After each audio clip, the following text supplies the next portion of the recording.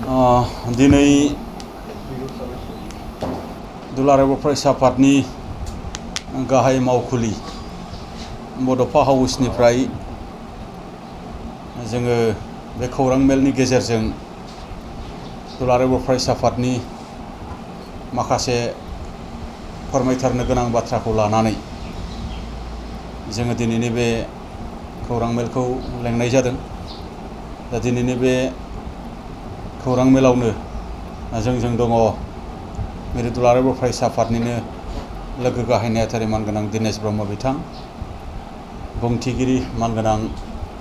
जनगुजिर बिथां, आरो बे खौरां मेलावनो दंबावो मेरे दुलाराय बर' फरायसा आफादनि नेहाथारि रंगिना बरगयारी बिथां, सोलोंथाइ नेहाथारि सोमावसार बसुमतारी बिथां, थुनलाइ नेहाथारि समित नार्जारी बिथां, सुबुं फोनांजाब नेहाथारि सरनजित नार्जारी बिथां। दा दिनै जोङो गुबैयै मैया दिल्लीयाव जालांनाय जे मोनसे इन्सिडेन्ट आरो बे जाथायजों सोमोन्दो लाखिनानै दुलाराय बर' फरायसा आफादखौ बै माखासे मानसिफोरा जे गाज्रि मुं सुनाय बा दुलाराय बर' फरायसा आफादखौ जे सोंखारिनाय, दुलाराय बर' फरायसा आफादा जोबस्रांनांगौ होननाय बाथ्रा जे जोङो ससियेल मिडियानि गेजेरजों नुदों। बे बाथ्राखौ नुनानै जों दुलाराय बर' फरायसा आफाद, मिरु, जिल्ला, दखरा, दालाय आफाद बा दुलाराय बर' फरायसा आफादखौ मोजां मोनग्रा साफ्रोमबो रायजो राजाफोरा दुखु मोनदों, रागा जोंदों आरो दुखु मोननाय आरो रागा जोंनाय बाथ्राखौ जोंनो फोरमायहरदों। दा बिनि सायाव बेखायनो जोङो दिनै फंनैसो बाथ्रा नोंथांमोननि मिडियानि गेजेरजों जोङो फोरमायनो सानदों। फोरमायनो साननायजोंनो जोङो दिनैनि बे खौरां मेलखौ जोङो लेंनाय जादों। जे मैया जालांनाय जे बनसुनि जे धरना, बे धरना हाबाफारिया सोलिबाय थानायनि 1 घन्टा 1.5 घन्टानि उनाव पुलिस डिपार्टमेन्टजों बा पारामिलिटारिजों बिथांमोना होस्रांजादों आरो बिथांमोना बोखारजादों आरो बिथांमोना पुलिस स्टेशनसिम लांखारजादों। बे सावगारिखौ, बे भिडिअखौ जोङो नुदों। आरो बै समाव बिथांमोना दुलाराय बर' फरायसा आफादखौ बुंनो नागिरदों जे दुलाराय बर' फरायसा आफादानो बिथांमोननि सोमावसारनाय जे आन्दलन बेखौ फेलें खालामनो नाजानानै खैसार सालायदों होननानै बिथांमोना बुंनो नाजादों। आरो बिथांमोना बुंनो नाजादों गावसिनि आन्दलननि जिखिनि स्ल'गान जे दुलाराय बर' फरायसा आफादा जोबस्रांनांगौ, दुलाराय बर' फरायसा आफाद मुर्दाबाद, नैबे बाथ्राफोरखौ बुंनायखौ जोङो नुदों।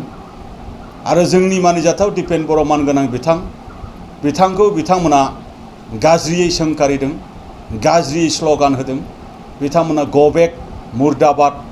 आरो दुलाराय बर' फरायसा आफाद जोबस्रांथों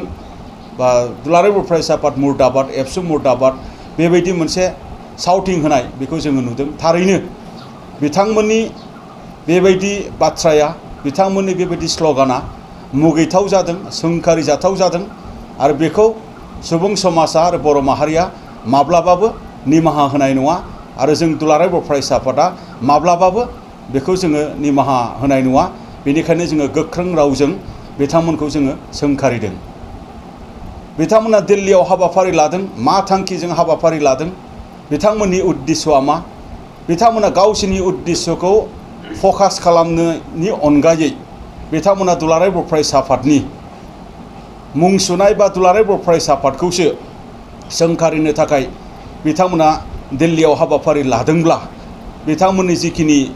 आराम्भनि जिखिनि हाबाफारि बेवहायनो बिथांमोना फेल होननानै जोङो दिनै बुंनो लुबैदों। माबा मोनसे हाबाफारि मावनायनि अबजेक्टिभआ क्लियार जानांगौ। थारैनो बिथांमोना मा बिनो नागिरदों, मा बुंनो नागिरदों बेखौ बिथांमोना रोखा खालामनानै लानांगौ।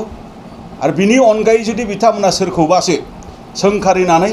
नासयनानै सोरखौबासो बिथांमोना मुं सुनानै बाथ्रा बुंनो नाजायोब्ला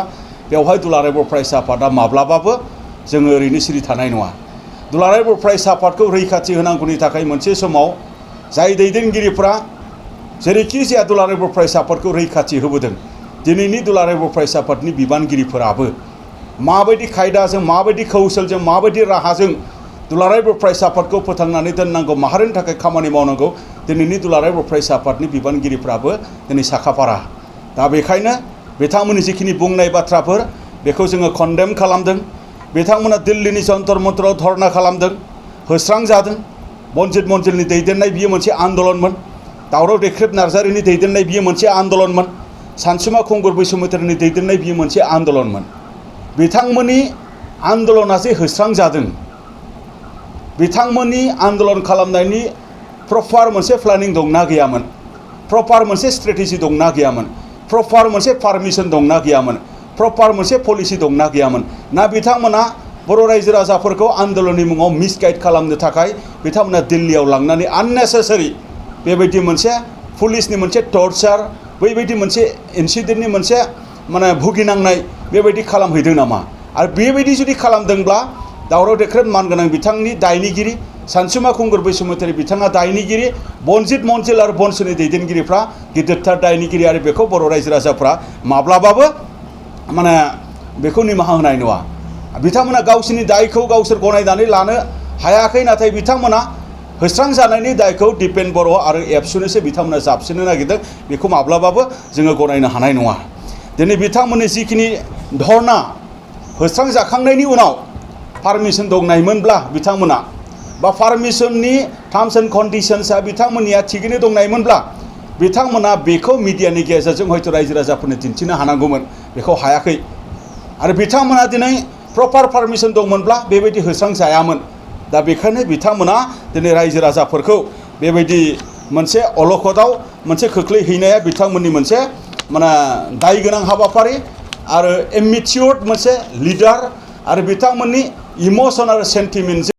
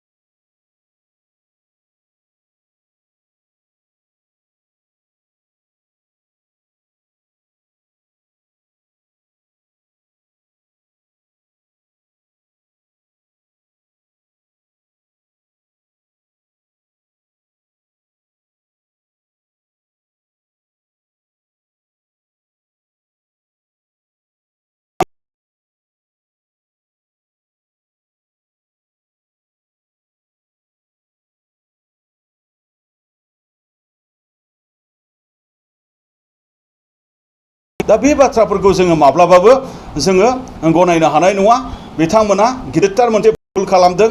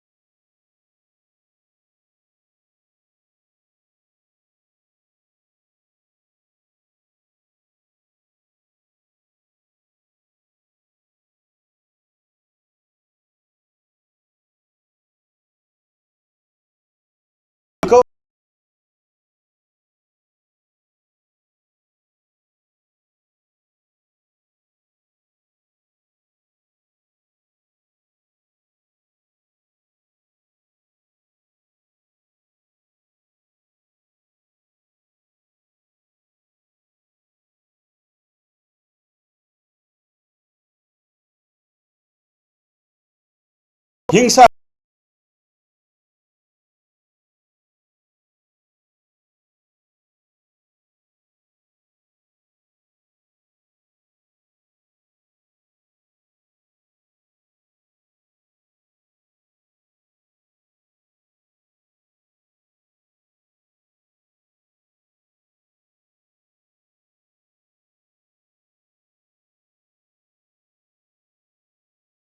आफादखौ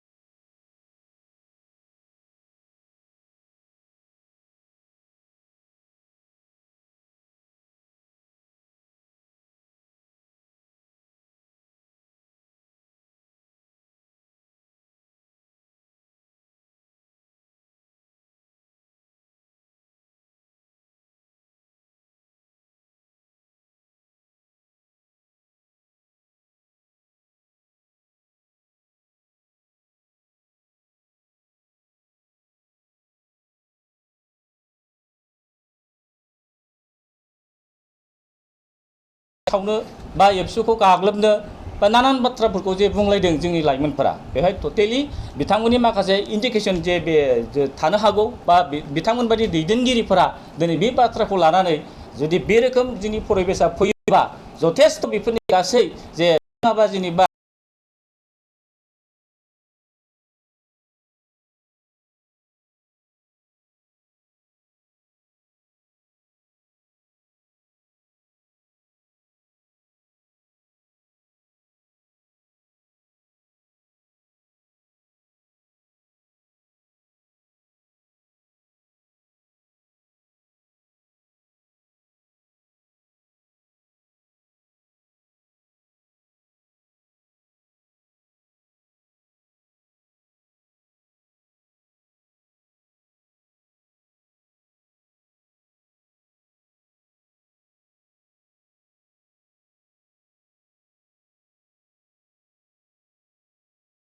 खौसेथि